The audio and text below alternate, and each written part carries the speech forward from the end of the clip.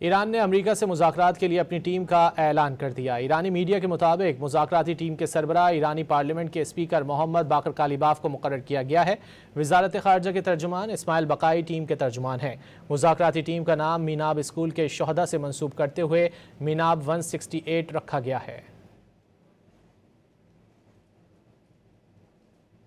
Iran ने America से मुज़ाकरात के लिए अपनी टीम का ऐलान कर दिया। ईरानी मीडिया के मुताबिक मुज़ाकराती टीम के सरबराह ईरानी पार्लियामेंट के स्पीकर मोहम्मद बाकर कालिबाफ को मुकर्रर किया गया है। वजारत खारजा के तर्जुमान इस्माइल बकाई टीम के तर्जुमान हैं। मुज़ाकराती टीम का नाम मीनाब स्कूल के शोहदा से मंसूब करते हुए मीनाब 168 रखा गया है।